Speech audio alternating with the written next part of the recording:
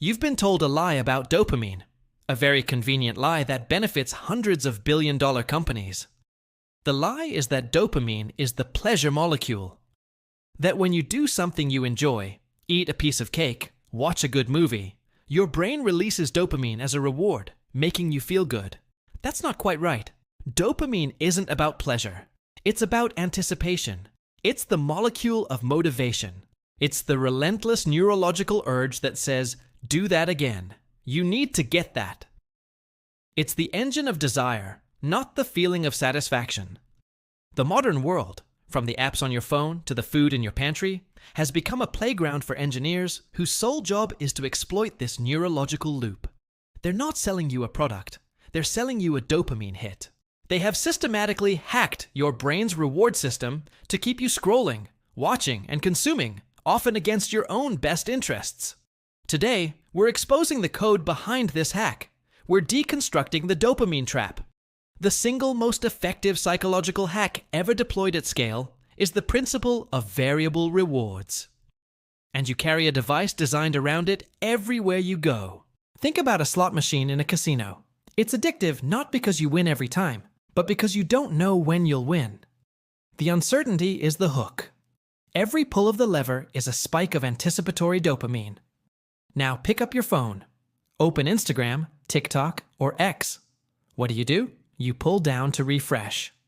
That simple action is the digital equivalent of pulling the slot machine lever. You don't know what you're going to get. It could be a boring post, a message from a friend, a viral video, or something that makes you angry. The reward is variable, and that unpredictability is what makes it compulsively addictive. The infinite scroll ensures the machine never runs out of new stimuli. There's no natural stopping point, no end of the page. Your brain, desperately seeking that next dopamine hit from a potentially rewarding piece of content, urges you to just keep scrolling.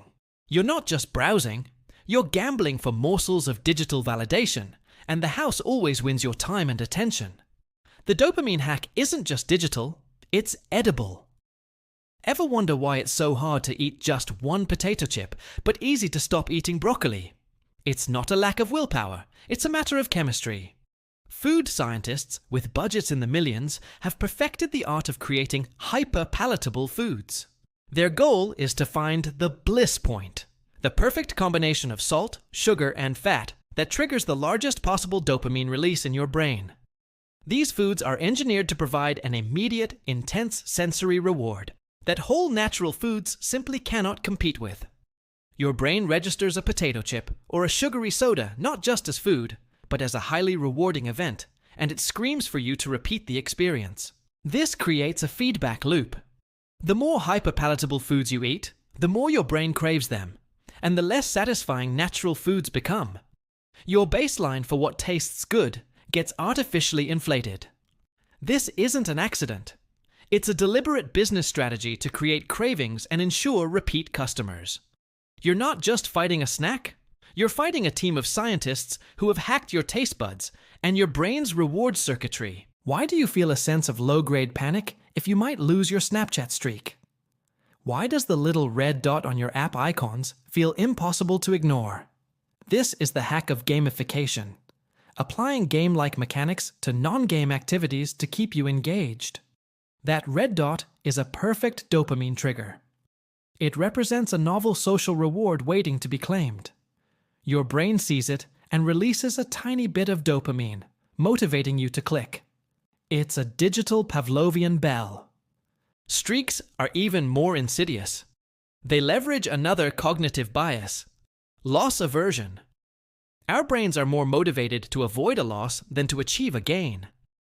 The thought of breaking the streak feels like a tangible loss, creating a sense of obligation that forces you to engage with an app daily, even when you derive no real value from it.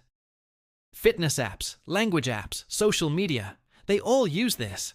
They've turned your daily life into a series of shallow, dopamine-driven tasks, making you feel productive for maintaining a digital number, while distracting you from achieving real-world goals that require deep focus and offer delayed, more meaningful rewards.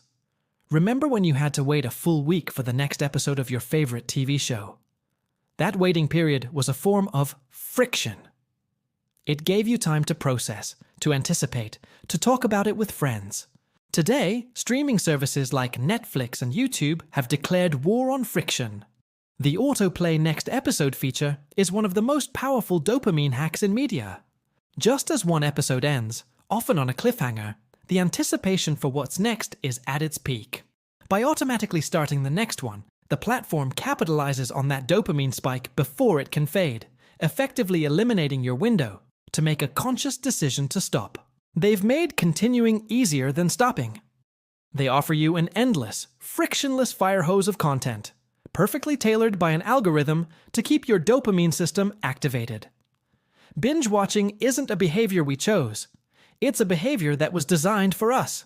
We're not just watching stories, we're trapped in a narrative loop engineered to hold our attention captive for as long as possible, feeding the just one more instinct that our dopamine system craves.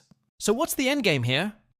Living in a world of constant, cheap dopamine hits has a profound cost. It rewires our brains. It raises our baseline for stimulation, making normal, quiet, and slow activities feel boring and unfulfilling. It erodes our ability to focus, to delay gratification, and to pursue difficult long-term goals that provide deep, lasting satisfaction, the very things that build a meaningful life. The solution isn't to become a Luddite and move to a cabin in the woods. The solution is awareness and intentional friction. It's about understanding that these systems are designed to hack you, and then taking small, deliberate steps to build back control. It's turning off notifications, setting app timers, putting your phone in grayscale mode, or choosing to buy whole foods instead of processed ones. It's about consciously reintroducing friction into your life to give your brain a chance to catch its breath and make a conscious choice. You can't escape the dopamine trap, but you can learn to recognize the levers and choose not to pull them. This is a battle for our attention, and awareness is the first line of defense. What's one dopamine hack that you've noticed affecting your own life? And what's one strategy you've found that helps you push back against it? Share it in the comments below. Your tactic might be the breakthrough someone else needs. If this video helped you understand the code behind your cravings, hit the like button to help spread the knowledge. Thank you for your undivided attention.